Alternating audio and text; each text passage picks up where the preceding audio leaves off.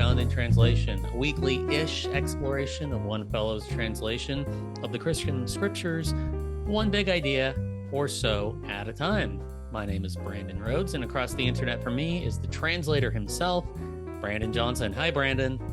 Hey, Brandon. How you doing this wonderful morning? Good. There's more snowflakes as I was taking my kids to school this morning, so that's exciting. I don't think it'll stick like it did a few weeks ago, but... March, absolute. Well, this is our March Madness. That's right. Sports, go sports. Yay, do the sportsing. Yeah, that's right. Well, we've got an esoteric episode that I think will come down to earth a little bit more as we work our way through it. Let's hope. Yeah, I think it will. There is a lot of weird words and language in the scripture that don't necessarily have any malign impact or ill or a scandalous scribal legacy, like the fella who scratched out, Mary and put Martha right a couple episodes ago. This is just one of those, it's a opaque technical term that we need to talk about. And as we've been thinking about this, it's like, no, there are then actual real subsequent changes that you get once you de-jargon the text. There's all kinds of shitty stuff that can accrue behind an opaque religious technical term. Right. Yeah. And part of the reason it's opaque is that it's old. Like it's not a word that we use anymore in language otherwise. Like the word we're talking about is abides. Mm-hmm. And it does get used in reference to the Big Lebowski. Right. And that's it. It's the Big Lebowski and like the fourth gospel. That's it. Yeah. You might hear it every once in a while in other settings, but it's not a normal word otherwise anymore. Yeah. Used to be. Mm-hmm. Thanks be to the Coen brothers for bringing it back. in style. So let's look at this in the Greek. Yeah. So the word that's typically, we're kind of focusing in on John 15 where it shows up a whole bunch, right? Instead of abide in me and I abide in you, phrasing that if you're familiar with the Bible, you probably recognize. But the word meno in the Greek shows up 33 times in John. And usually it's just a really simple, like, stay. Like, remain can be a good way to kind of bridge. Like, sometimes you'll hear it translated in more traditional as remain instead of abide. It's a little bit more updated that way. But it's really just like staying. Like, the first time it shows up is at Jesus' baptism, where the Spirit descended like a dove and stayed on him. It didn't just like flutter away. It like stayed there, remained there, right? Later in this, the dove abides. Later in that same chapter in John 1, some of the people that are meeting Jesus just ask him something like, "Teacher, where are you staying?" Same word. And then the next verse, so he went and stayed with them. Like literally just like spent the night. Yeah. So this is a normal word. Right. There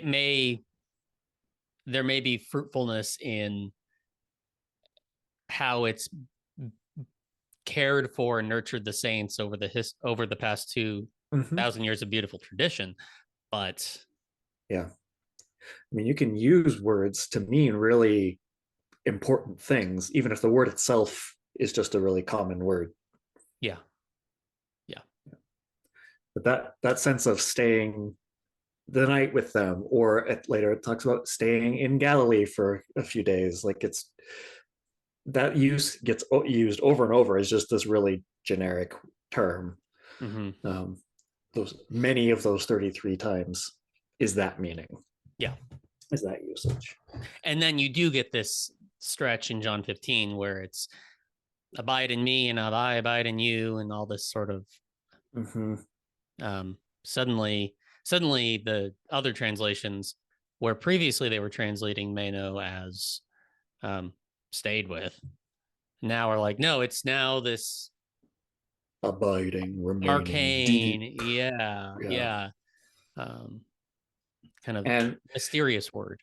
Yeah, and again, it's fine to use the same word in different ways. We do that in every language. That's not to say that the translators are doing something sneaky here. It's just how language works.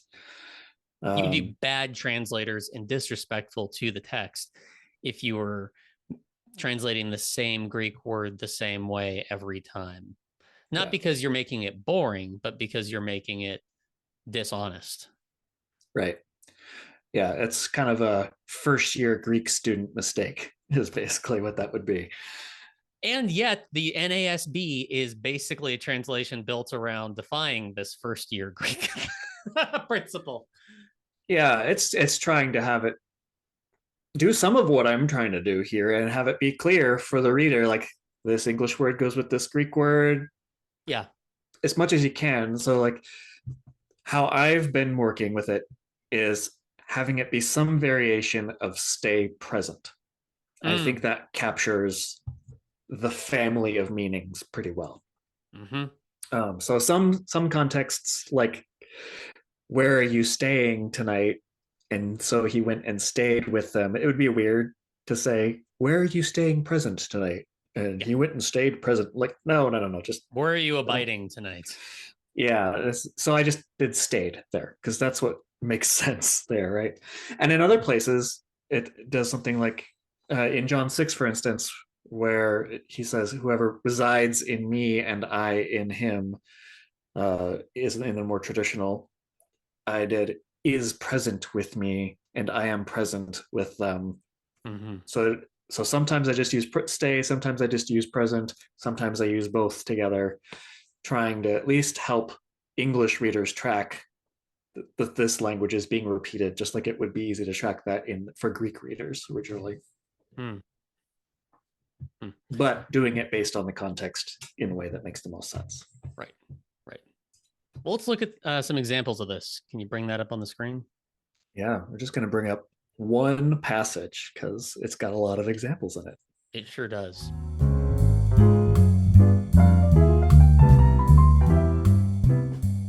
All right.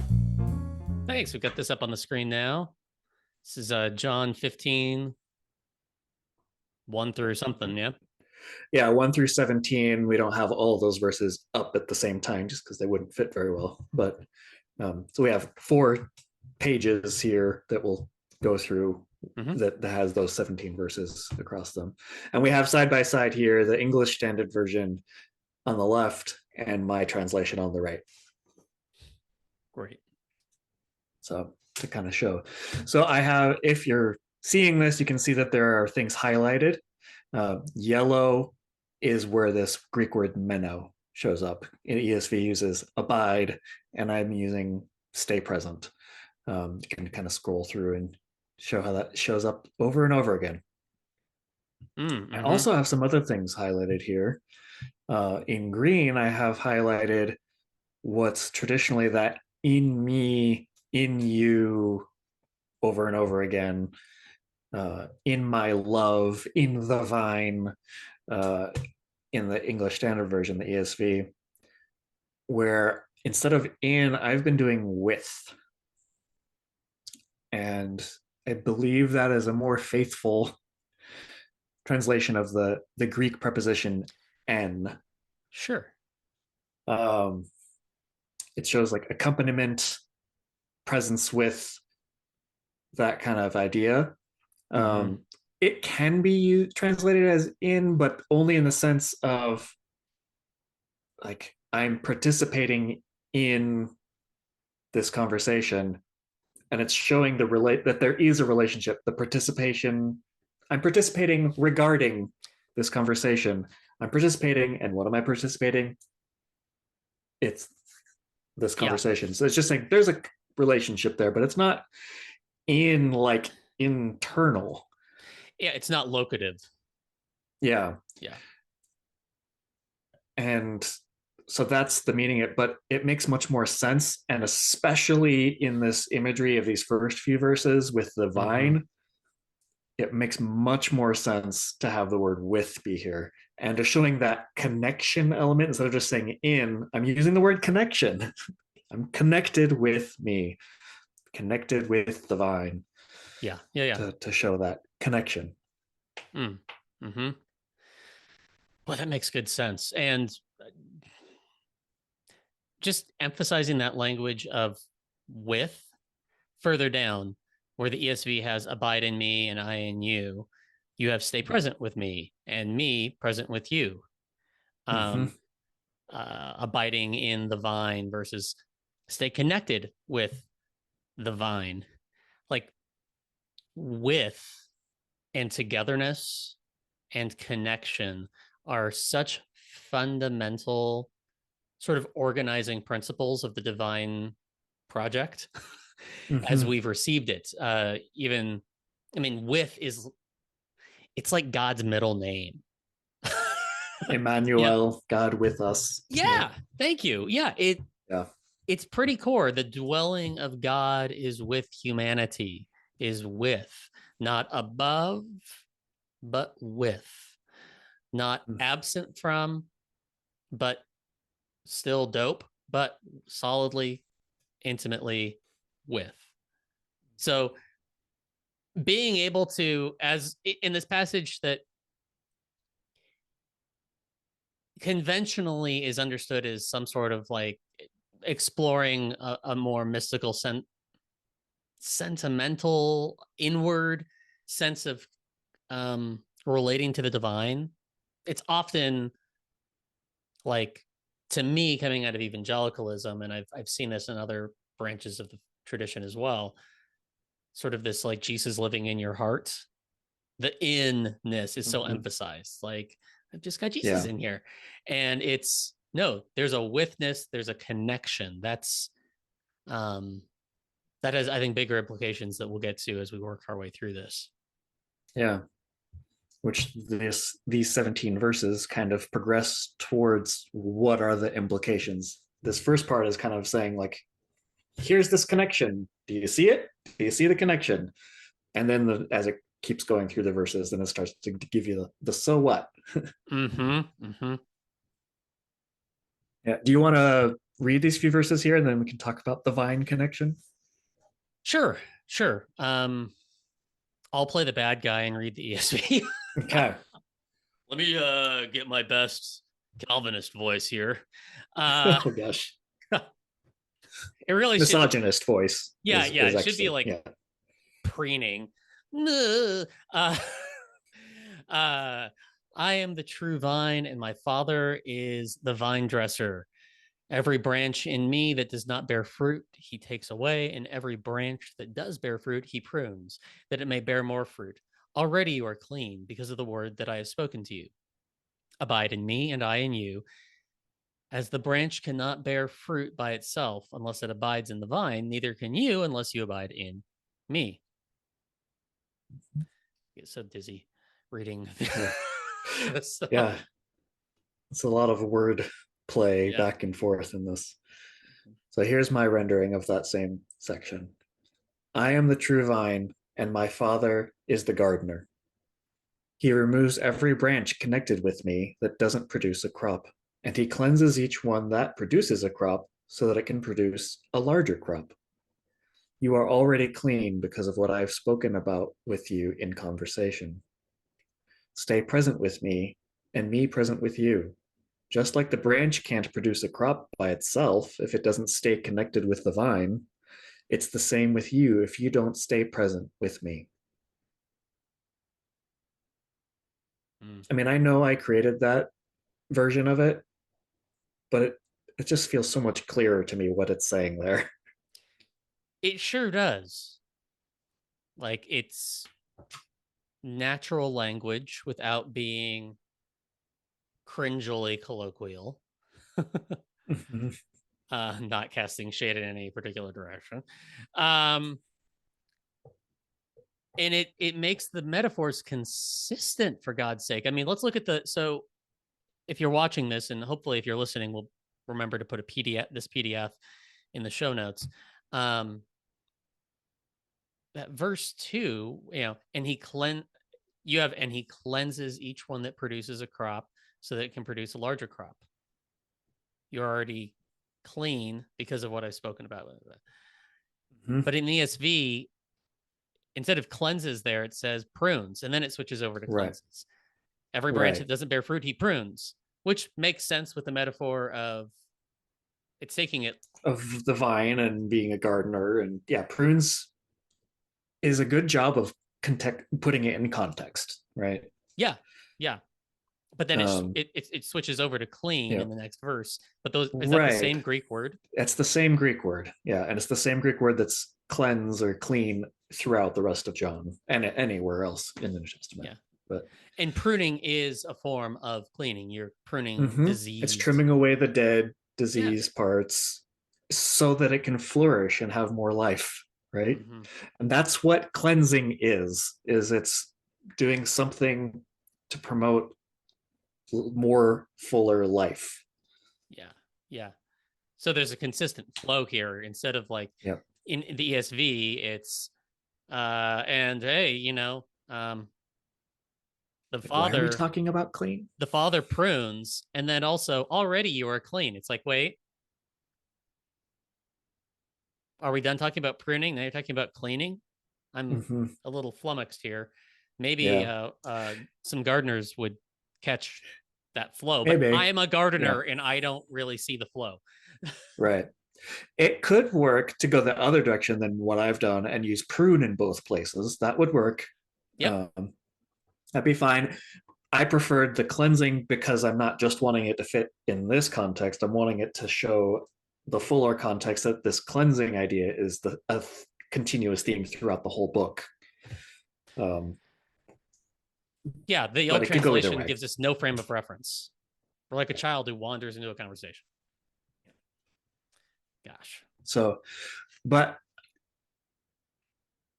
these connections here of he cleanses each one so that it can just go, you're already clean because of what I've spoken about. This is a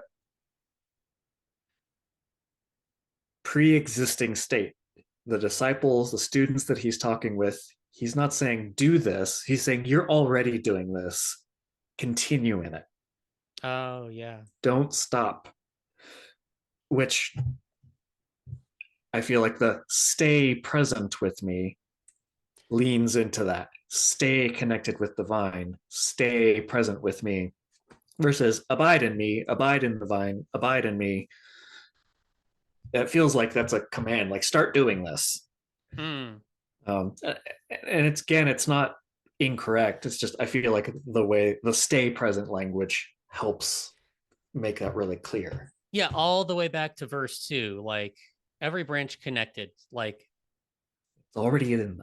Yeah, the metaphor flows all the way through from 1 to 4 here in your translation, and therefore the emphasis is on staying in connection to Jesus and letting, with that metaphor, the sap of Christ like flow in us. The life that is in him is in us also. Remain there, and every branch that you have will be filled with that. And every branch that doesn't will be cleaned or pruned. Pick one, but it'll happen. Right.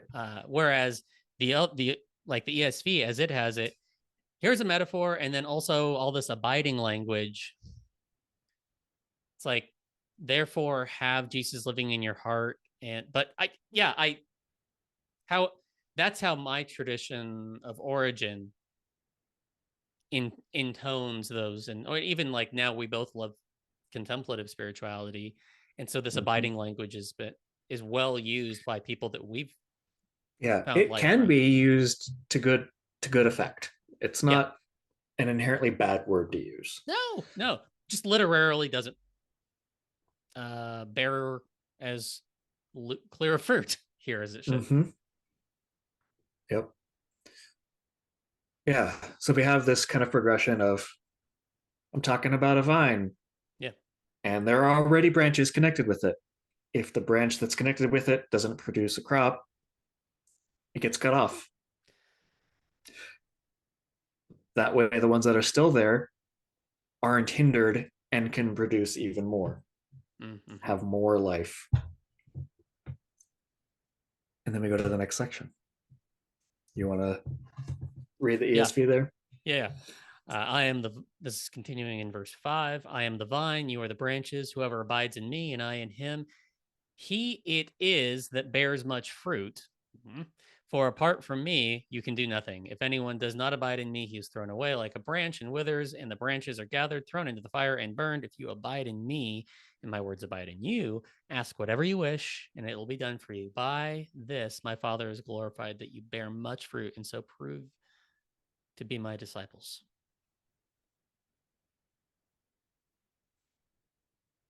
I don't know where the proof language is coming from there. But anyway, so here's mine. I am the vine, you are the branches. Whoever stays connected with me and me connected with them, they are who produce a large crop. Because you aren't able to do anything separated from me. Does that make sense? Like if we're using this vine imagery, the branch has to be connected with the vine to produce crops. Can't like cut off a branch, throw it on the ground, and expect it to start growing grapes, right? Right, right. It's not going to happen. Um, if someone doesn't stay connected with me, they are thrown outside like a branch and wither, and they gather them and throw them into the fire, and they are burned. If you stay present with me, and my statements stay present with you, then ask for whatever you want, and it will happen for you. This is how my Father is shown to be praiseworthy, that you produce a large crop and become my students. Yep, the metaphor makes more sense all the way down. Yeah. And we start to get a little bit of that so what now. So, okay, remember we said that the vine and branches have to be connected? Well, I'm the vine. And if you stay connected with me, don't get separated. Then get toward the bottom here. You produce a large crop, becoming my students. Mm. Like, what kind of crop? Are we still talking about grapes? Well, let's continue and find out. Yeah, yeah. So continuing the ESV, as the Father has loved me, so I have loved you. Abide in my love. If you keep my commandments, you will abide in my love, just as I have kept my Father's commandments and abide in his love.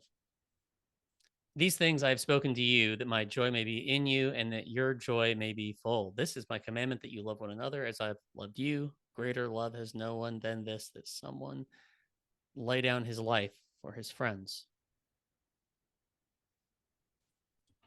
Just like the Father loved me, I also loved you. Stay present with my love. If you pay close attention to my directions, you will stay present with my love. Just like I have paid close attention to my Father's directions, and I stay present with his love. I have spoken about these things to you, so my joy would stay present among you, and your joy could be filled up. This is my direction. Remember, we're supposed to pay close attention to be present with his love? Yep. This is my direction, that you would love each other like I loved you. Not just like I loved you, so love each other, but in the same ways that I loved you. Mm-hmm. No one has a more impressive love than this, that someone sets aside their very life for their friends. Mm. Yeah, there's a I'm going to kind of exaggerate this contrast I see here, but the conventional translation has a real genuine loveliness to it. Abide in my love. If you keep my commandments, you will abide in my love. Poetic. Yeah, it's poetic. There's a familiarity to that kind of works for me. And mm-hmm. the logic of it is it doesn't have such a consistent logic all the way through. It's more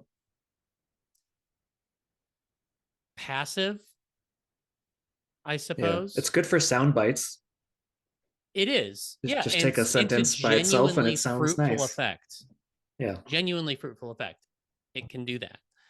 Thank God. And it, because abide is such a either religious technical language or just opaque and strange word. Mm-hmm. Just a sense of like, I don't know what this is supposed to mean here. Yeah, do something in my love. If you keep my commandments, you will do something in my love, just as I've kept my Father's commandments and done something with his love. It's like, I don't know what the F it means. But this idea of like Jesus being fully energized and full of the sap of the divine, right? Christ is fully connected to the Father's love, and it animates every which way his vines go and grow. And so also that love being poured into us, continuing on. Well, that all makes sense to me.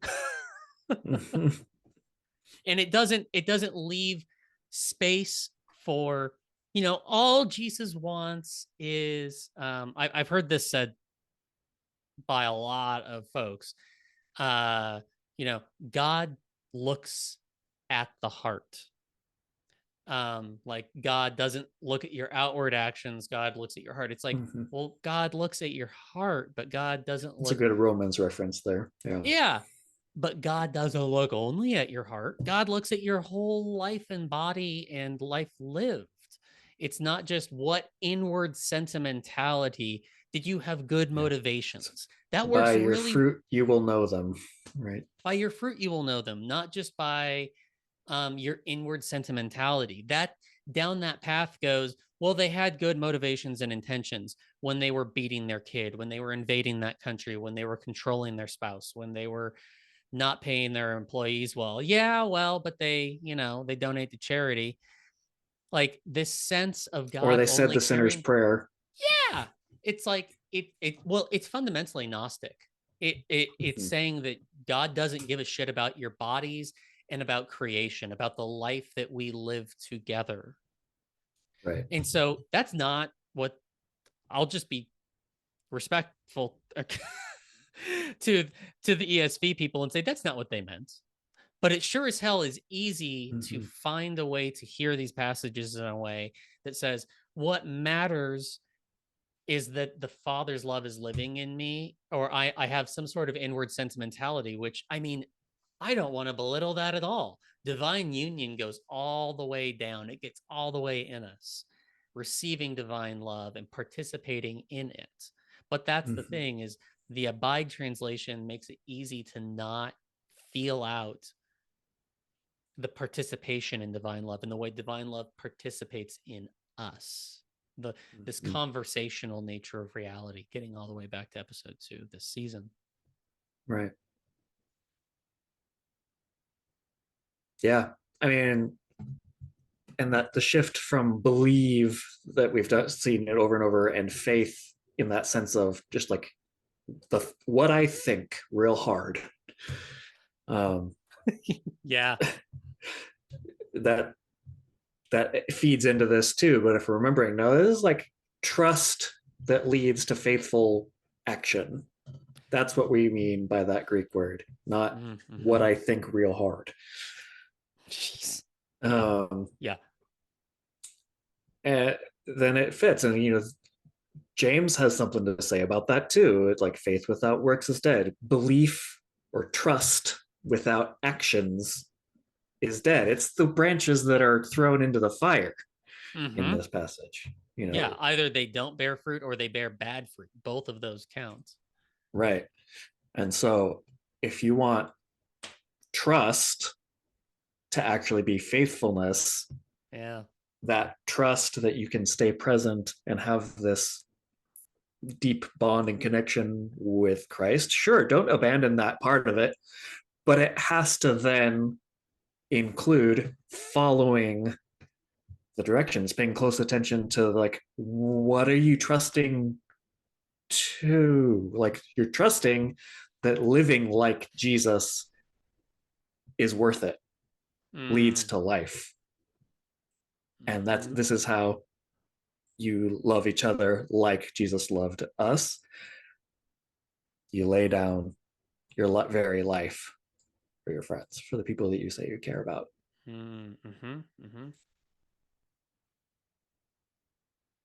Which brings us to the last section. Beginning in verse 14. You are my friends if you do what I command you. No longer do I call you servants, for the servant does not know what his master is doing, but I have called you friends, for all that I have heard from my Father I have made known to you. You did not choose me, but I chose you and appointed you that you should go and bear fruit, and that your fruit should abide. So that whatever you ask the Father in my name, he may give it to you. These things I command you, so that you will love one another. What does that mean, Brandon? The fruit should abide? The fruit abides, man. Whatever the hell that means. Yep. I take comfort knowing that it's out there, taking her easy for all us sinners. All right. The fruits remember, of Los Angeles. Oh my gosh. Okay, so remember from the last section, we have no one has a more impressive love than this, that someone sets aside their very life for their friends. You are my friends if you do what I am directing you to do. I say you aren't enslaved anymore, since an enslaved worker doesn't know what his lord does. However, I have said you are friends because I let you know everything I heard from my Father. You're in on it. We're like partners in this, right? This is not a hierarchical relationship. Yeah, it's collaborative. It's that same, the sap that's flowing from the root through the trunk of the grapevine goes all the way out into the vines and into the fruits. Like, this conversation between Father and Son is always meant to take on our flesh. The witness of God is not a silent, observing presence, but an active engagement in our moments of love and suffering.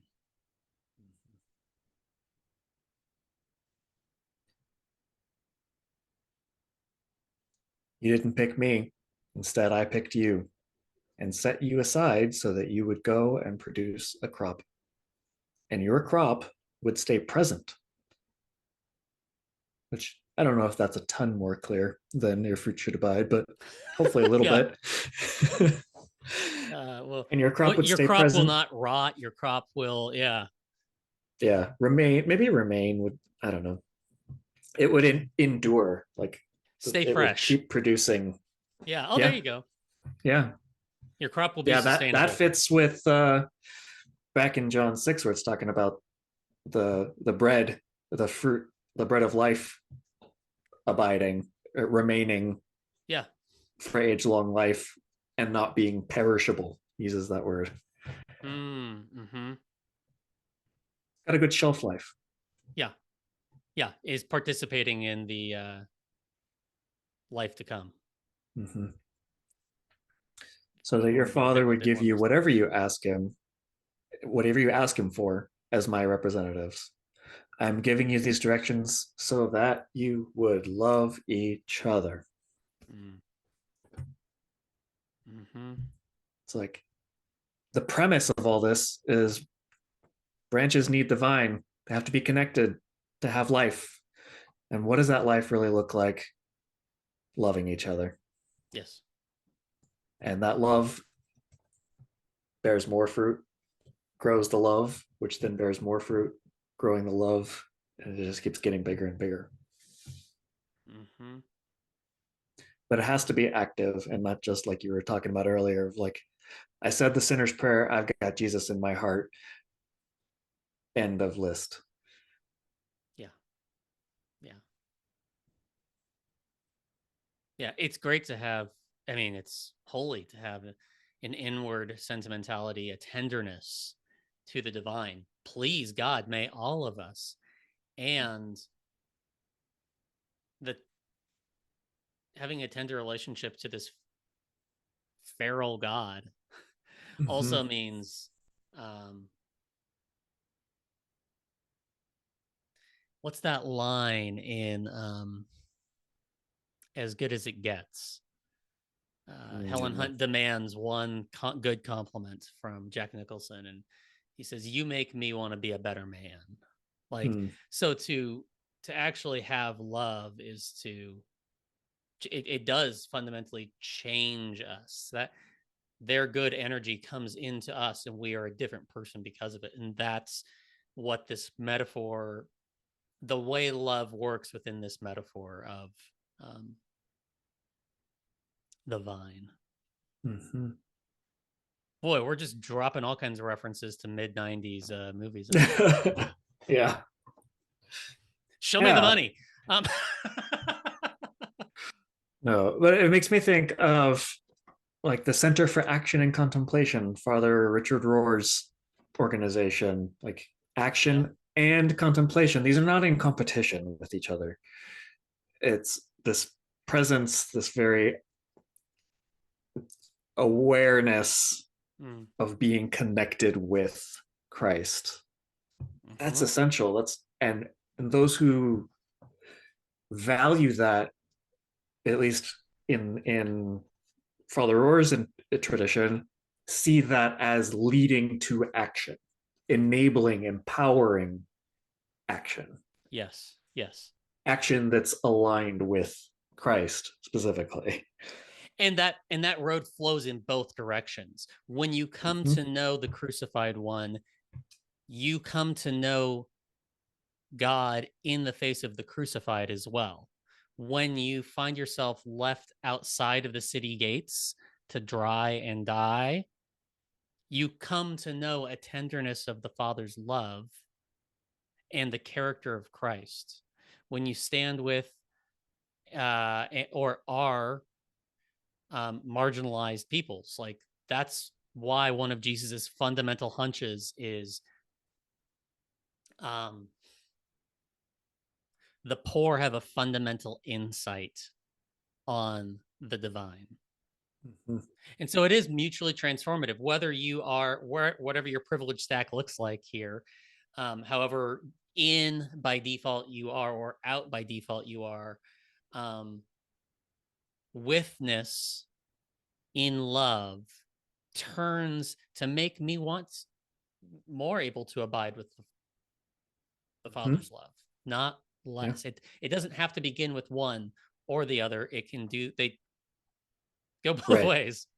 Right. And I think that shows up here in verse 8, which is why I pulled it up and highlighted it. So this is how my Father is shown to be praiseworthy, that you produce a large crop and become my students. It's the fact that you are producing this crop, doing these actions, loving each other, is what shows that God is worth paying attention to.